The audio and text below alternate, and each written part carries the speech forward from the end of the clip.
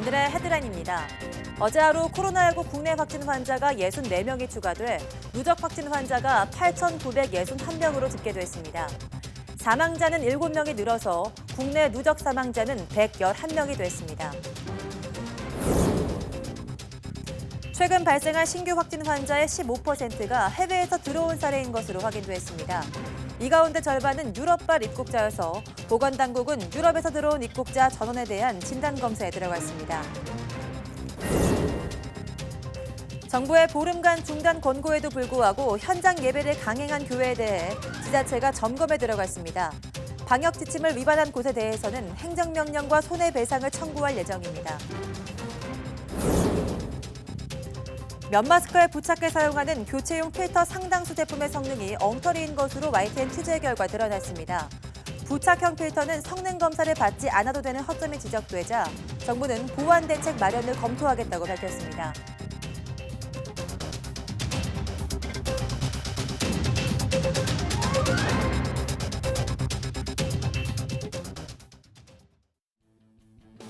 강화된 사회적 분위기를 성공적으로 이행하기 위한 정부 차원에서 총력을 다하겠습니다.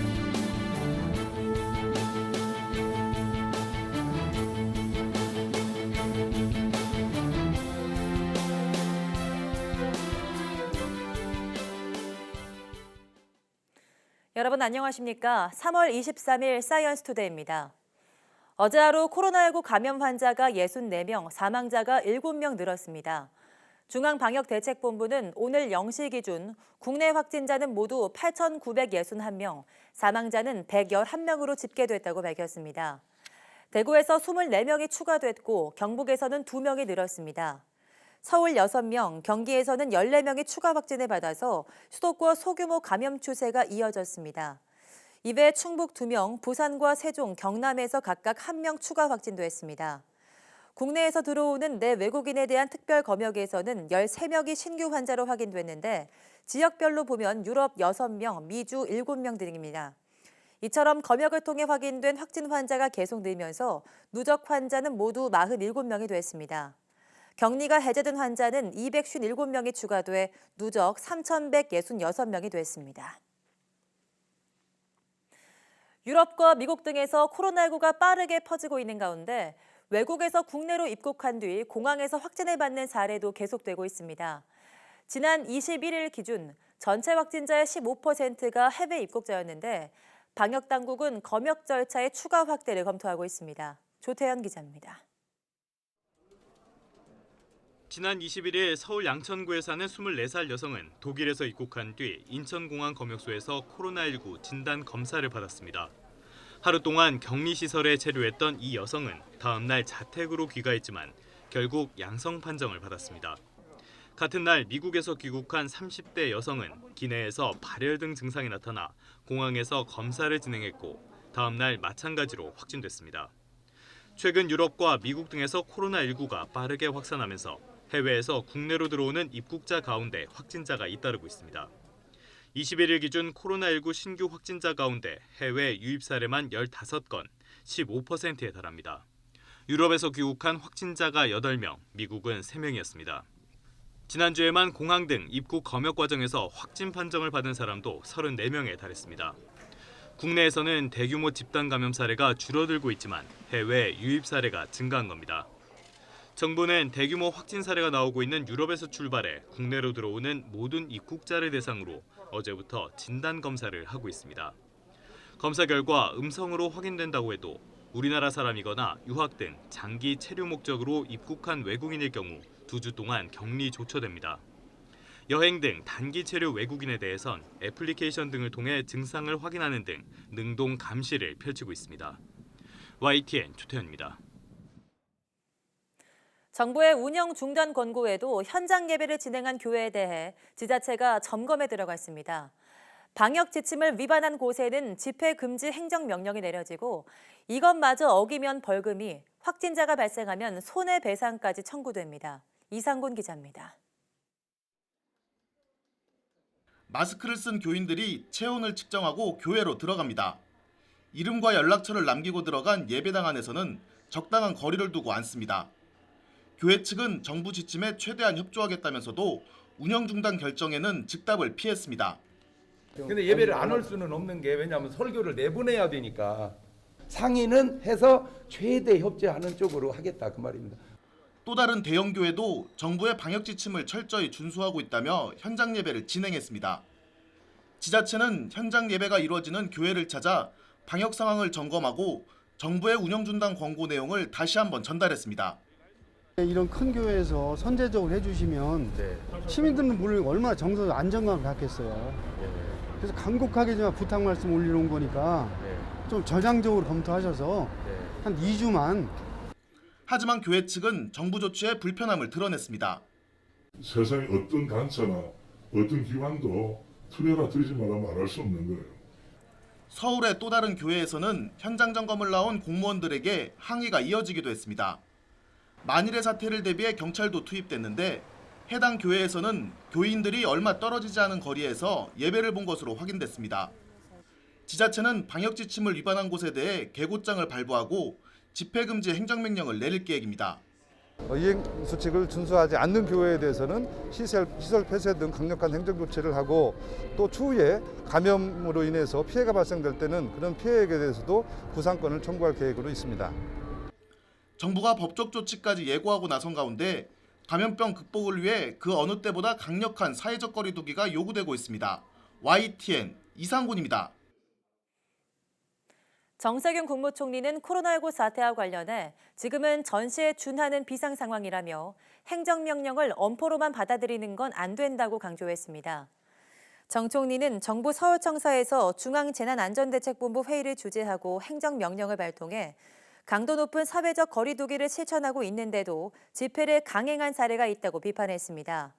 그러면서 이 같은 행위는 모임에 참석한 개인은 물론 우리 공동체 전체 안위를 심각하게 위협하는 것이라며 방역 지침을 위반한 사랑제일교회 등에 대해 단호한 법적 조치를 하라고 지시했습니다.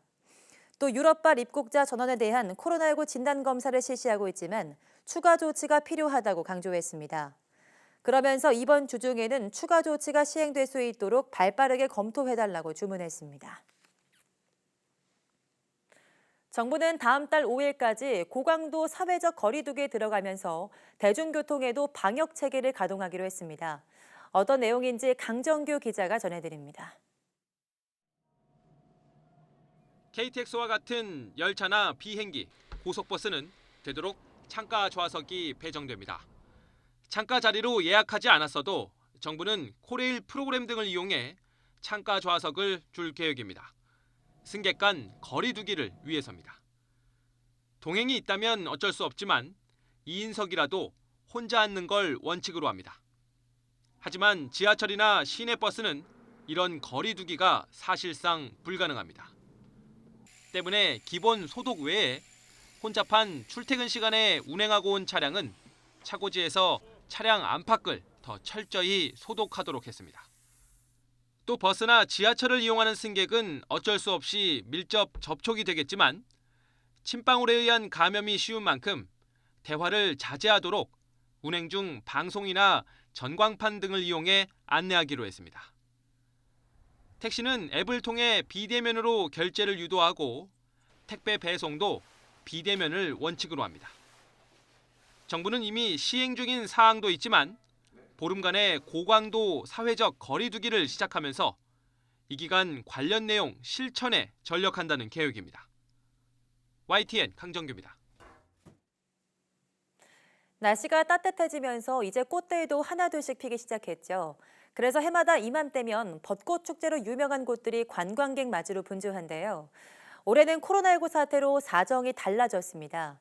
관광객이 몰리면 지역사회 감염으로 번질 수 있어서 썩 반갑지만은 않다고 합니다. 박종혁 기자입니다. 진해 군항제의 대표 관광지인 여자천. 꽃망울을 곧 터뜨리기라도 할 듯 분홍빛으로 가득합니다. 하지만 지역 주민들은 벚꽃의 개화가 마냥 반갑지는 않습니다. 많은 관광객이 군항제를 찾으면 코로나19가 확산할까 염려되는 겁니다. 또 외지 사람들이 많이 오게 되면 어떤 지역에서 어떤 사람들이 방문할지 모르고 그럼 이제 지역 주민으로서 좀 많이 불안한 감은 없지 않아 있는 게 사실이죠. 지역민의 우려에 지난 1963년 시작된 군항제는 올해 처음 취소됐습니다. 군항제를 찾아달라던 홍보 전략은 되려 방문을 자제해달라는 홍보로 바뀌었습니다. 축제를 찾지 말라는 현수막까지 내걸고 노점상 단속까지 나섰습니다. 주요 관광지에는 방역도 최대한 늘렸습니다. 해마다 벚꽃이 필 때면은 전 국민들께서 우리 진해를 찾아주시고 사랑해 주셨는데요. 올해는 오시지 마시라는 말씀을 드리게 돼서 매우 안타깝게 생각합니다. 내년에 2배로 저희들이 잘 만들겠습니다. 코로나19 영향으로 전국 봄꽃 축제가 대부분 취소되거나 축소된 상황. 꽃을 보러 오는 상충객의 발길을 막을 수만은 없어 시군의 고민이 깊어지고 있습니다.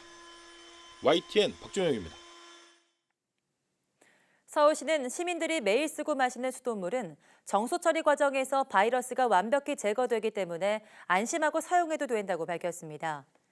서울 수돗물은 한강에서 원수를 가져와 아리수 정수센터에서 적정 약품을 섞어 불순물을 걸러내는 1차 처리 후 오존과 수초로 구성된 고도 정수 처리 공정을 거쳐 적정량의 염소를 투입합니다. 서울시는 미생물 억제를 위해 염소를 투입하면 바이러스는 99.99% 이상 제거되거나 불활성화된다고 설명했습니다. 미국 질병관리본부와 국제보건기구 연구 결과에 따르면 코로나 바이러스는 물로 전파될 가능성이 매우 낮고 물을 통해 전파되는 수인성 바이러스보다 염소 소독에 약한 것으로 알려졌습니다.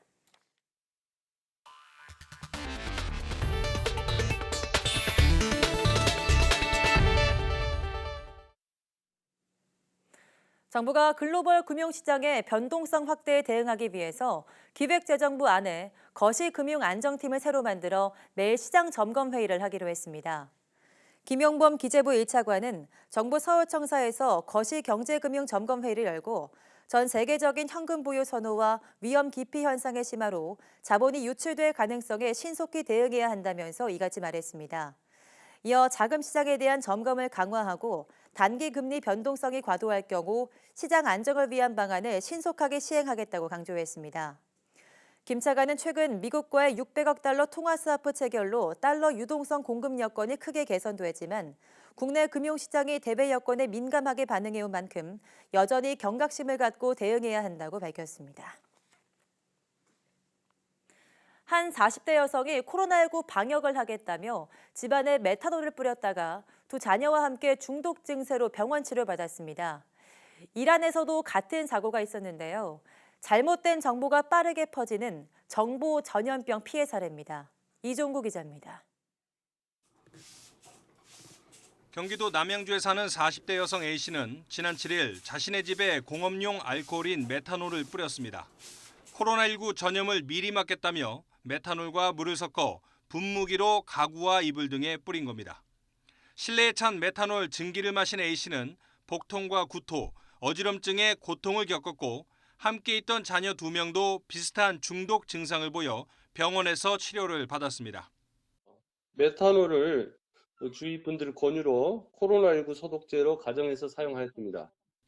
비슷한 일은 이란에서도 벌어진 적이 있습니다.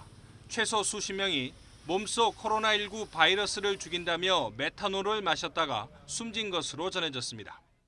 이게 메탄올이 소독에 좋다 하여 마시는 사람들이 생겨서 이런 상황이 발생하고 있는 걸로 알고 있습니다.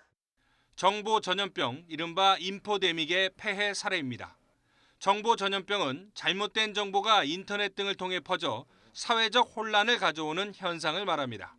지금 그 잘못된 정보들이 그냥 잘못됐기만 했으면 좋은데 사실은 그걸 행하시는 분들한테 이제 굉장히 해가 될 수 있거든요. 소금물이나 마늘, 카레를 섭취하면 코로나19를 예방할 수 있다는 소문 확산이 대표적인 사례입니다. 실제로 확진자가 속출한 경기도 성남의 은혜강 교회에선 목사 부인이 신도들의 손과 입에 분무기로 소금물을 뿌리기도 했습니다. 전문가들은 떠도는 소문을 믿지 말고 정부나 공식 기관이 제공하는 올바른 정보를 따라야 한다고 지적합니다. YTN 이종구입니다. 마스크 착용이 필수가 된 요즘, 이와 관련한 피부 질환도 많아지고 있습니다. 또 하루 수차례 사용하는 손 소독제 때문에 건조함 호소하시는 분들도 많은데요. 김선희 기자가 올바른 피부 관리법을 취재했습니다. 30대 직장인 조윤희 씨는 마스크를 착용한 지 2주째 되는 시점부터 얼굴이 간지럽고 따끔거리기 시작했습니다. 여드름처럼 빨갛게 올라와 불편했지만 마스크를 벗을 수도 없어 병원을 찾았습니다. 처음에는 그렇게 많이 이렇게 간지럽거나 따끔거리는 증상이 없었는데 이제 마스크를 착용하고 있는 시간이 이제 길어질수록 이제 얼굴에 좀 붉은기가 계속 마스크를 미착용하는 시간에도 붉은기가 좀 많이 남아 있는 것 같아요. 마스크를 오래 착용하면 습기가 차고 피부 온도가 올라가 세균이 번식하기 쉬운 환경이 됩니다. 피지 분비량도 많아지는데 화장품 성분이랑 엉기면 피부 질환을 유발할 수 있습니다. 색조 화장은 가급적이면 좀 안 하는 게 사실은 좋아요. 만약에 하더라도 가려진 부분 이외에 하는 게 좋고요. 집에 오시면 바로 씻어서 좀 깨끗하게 그다음에 보습을 해주는 것이 굉장히 중요하죠. 알코올 성분이 들어간 손소독제는 피부를 건조하게 만듭니다. 손을 씻을 때마다 핸드크림을 바르고 소독제를 바른 후에도 보습제를 발라주는 게 좋습니다. 그래서 피부가 건조해지고 각질도 일어나고 갈라지기도 하고 심하면 세균 감염이 오히려 될 수 있는 거거든요. 그래서 소독하는 건 좋지만 소독을 한 후에는 반드시 피부를 보호할 수 있는 그런 보습제 같은 걸 꼭 발라주셔서 피부 장벽이 깨지지 않도록 하는 것이 굉장히 중요합니다. 만약 각질이 심해 갈라지거나 피나 진물이 나는 등 증상이 심각하면 병원에서 처방해주는 전용 보습제를 바르는 것이 좋다고 전문가들은 조언합니다. YTN 김선입니다.